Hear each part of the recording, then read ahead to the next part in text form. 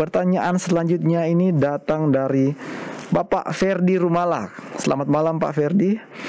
Pertanyaannya, boleh tidak kalau hari Sabat kita kumpul makan bersama dan makan di meja depan mimbar? Terima kasih. Silakan Pak Pendeta. Baiklah, terima kasih untuk pertanyaan dari Pak Ferdi Rumalak. Dan pertanyaan ini adalah tentang boleh atau tidak, boleh atau tidak. Dan memang kalau mau dibuat ada banyak pertanyaan, itu bisa daftarnya panjang. Boleh atau tidak melakukan ini pada hari Sabat? Boleh atau tidak? Boleh atau tidak? Dan selanjutnya. Jadi saya hanya mau menanggapi secara sekilas saja pertanyaan ini. Coba kita lihat dulu fungsi dari bait Allah. Kita akan baca dalam Markus pasal yang ke-11. Markus pasal yang ke-11, kita akan baca mulai ayat yang ke-15 sampai ayat yang ke-17. Sesuatu yang terjadi di bait Allah, lalu Yesus datang ke sana. Bolehkah Lando, supaya ada suara yang lain juga, bolehkah Lando tolong bacakan akan ketiga ayat ini. Markus 11 ayat yang ke-15 sampai ayat yang ke-17. Pak Pendeta ya. Markus 11 ayatnya yang ke-15 sampai 17. 3 ayat. Markus 11 ayat 15 sampai 17. Lalu tibalah Yesus dan murid-muridnya di Yerusalem. Sesudah Yesus masuk ke bait Allah, mulailah ia mengusir orang-orang yang berjual beli di halaman bait Allah. Meja-meja penukar uang dan bangku-bangku pedagang merpati dibalikannya, dan ia tidak memperbolehkan orang membawa barang-barang melintasi halaman bait Allah. Lalu ia mengajar mereka, katanya, bukankah ada tertulis, rumahku akan disebut rumah doa bagi segala bangsa, tetapi kamu ini telah menjadikannya sarang penyamun. Baiklah, terima kasih. Kalau ayat ini mengatakan sarang penyamun, kita tidak mau samakan dengan orang makan di dalam gereja, tapi menurut konteks ini terjadi jual beli di dalam bait Allah. Mereka berjual beli di halaman, lalu ada meja-meja penukar uang, bangku-bangku pedagang, mereka menjual korban-korban bakaran, dan yang dijual di sini katanya adalah yang ada di sana adalah pedagang-pedagang merpati. Nah, merpati atau burung merpati adalah jenis korban yang biasanya untuk orang-orang yang tidak sanggup untuk membeli korban atau mempunyai korban dalam bentuk domba ataupun lembu. Jadi ini adalah kebanyakan orang-orang yang miskin, yang tidak mempunyai cukup untuk membeli korban dalam bentuk domba. Jadi ini mereka lakukan ini jadi mereka seakan-akan merampok orang-orang miskin ini, apalagi dijual dengan harga yang mahal, bahkan bukan itu. Tempat mereka berjualan itu pun tidak tepat. Mereka berjual secara bisnis mungkin tepat, karena mereka jual di depan bait suci, di mana di sanalah terjadi upacara-upacara korban. Orang datang ke sana, semua sudah disediakan secara bisnis, mungkin tepat, tapi tidak tepat secara firman Tuhan, karena menurut ucapan Yesus, dan dia mengutip sebuah ayat dari dalam perjanjian lama, pasal yang ke-11 ini, dia katakan di sana bahwa rumahku akan disebut rumah doa bagi segala bangsa. Ini adalah rumah ibadah. Ini adalah rumah atau bait kudus Allah, tempat orang datang berdoa, lalu membawa persembahan, memuji Tuhan, berbakti kepada Tuhan. Janganlah kamu menjadikan ini sebagai sarang penyamun. Prinsip yang mau diambil dari sini adalah bahwa tidak semua kegiatan bisa dilakukan di dalam rumah ibadah. Ya. Contohnya, berjual beli tidak bisa dilakukan, atau berdagang tidak bisa dilakukan di dalam rumah ibadah. Ini hanya memberikan kepada kita satu petunjuk bahwa rumah ibadah itu mempunyai fungsinya tersendiri. Tidak semua kegiatan bisa dilakukan ataupun memang harus dilakukan dalam rumah ibadah.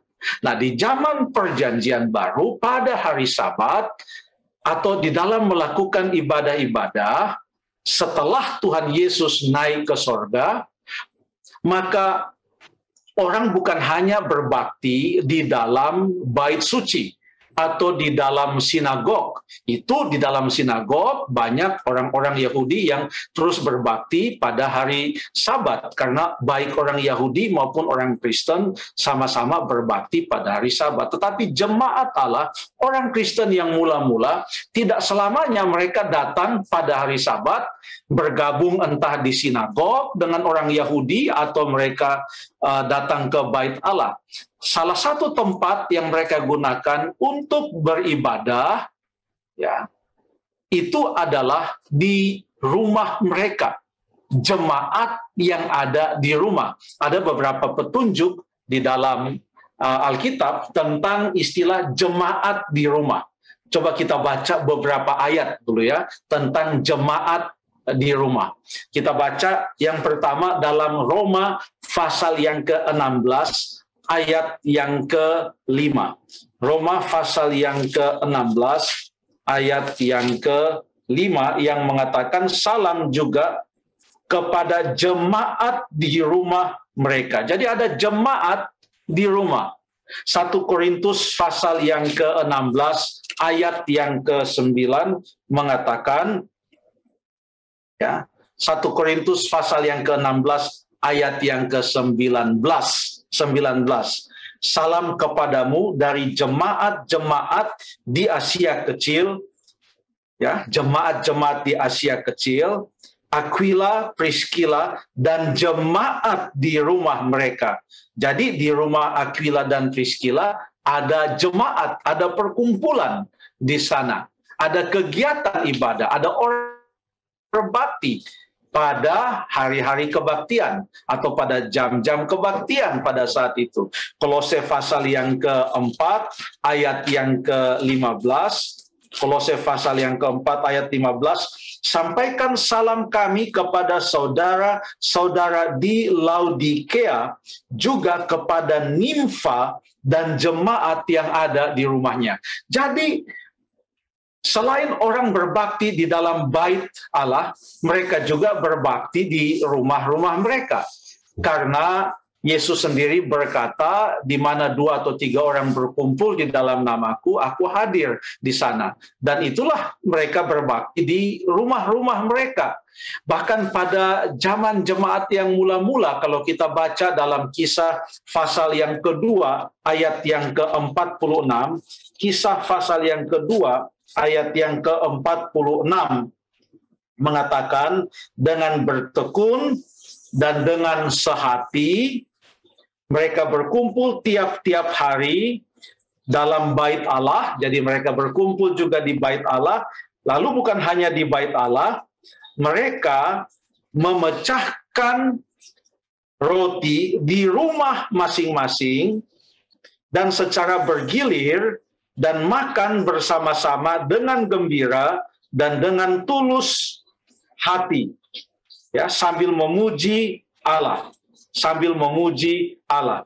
Bahkan di dalam ayat yang ke-42, mereka bertekun dalam pengajaran rasul-rasul dan dalam persekutuan. Mereka selalu berkumpul untuk memecahkan roti dan berdoa. Jadi perhatikan kegiatan-kegiatan yang mereka lakukan di dalam bait Allah, yaitu mereka berkumpul tiap-tiap hari berbakti di sana, bertekun di dalam perbaktian. Tetapi apa yang mereka lakukan di rumah-rumah mereka adalah mereka.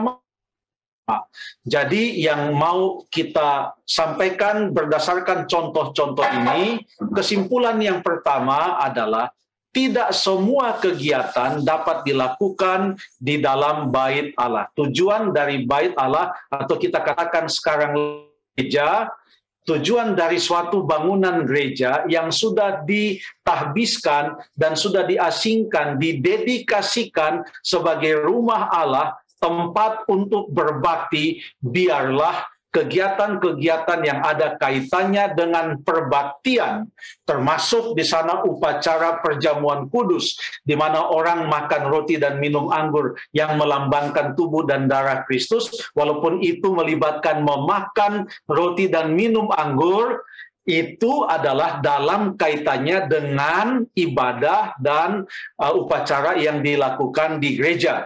Biarlah semua kegiatan yang kita lakukan di dalam bangunan gereja yang sudah kita habiskan, dedikasikan, khususkan untuk ibadah, biarlah kegiatan-kegiatan yang ada kaitannya dengan ibadah dilakukan di sana. Dianjurkan supaya kegiatan-kegiatan yang lain bisa dilakukan di tempat yang lain. Entah itu dilakukan di dalam suatu ruangan serbaguna, atau dilakukan di rumah, atau di ruangan yang ada di sebelah gereja, atau bagaimanapun juga. Karena ini penting untuk memberikan pendidikan kepada umat Tuhan, khususnya kepada generasi yang berikut, anak-anak contohnya, supaya mereka bisa membedakan antara tempat ibadah dengan bukan tempat ibadah. Mereka bisa membedakan mana yang kudus dan mana yang tidak. Mereka bisa membedakan. Dan ini sangat penting supaya mereka tahu bahwa kalau mereka boleh berlari-lari di rumah mereka, di halaman, tapi di gereja mereka berjalan dengan sopan, dengan baik. Kalau mereka bisa teriak-teriak, memanggil teman mereka di luar sana, tapi di dalam gereja biarlah mereka menjaga akan ketenangan, menjaga suasana yang hikmat di dalam acara kebaktian. Semua itu terkait di dalam tujuan untuk mengkhususkan suatu tempat ibadah. Ini mungkin hanya suatu tanggapan saja. Terima kasih.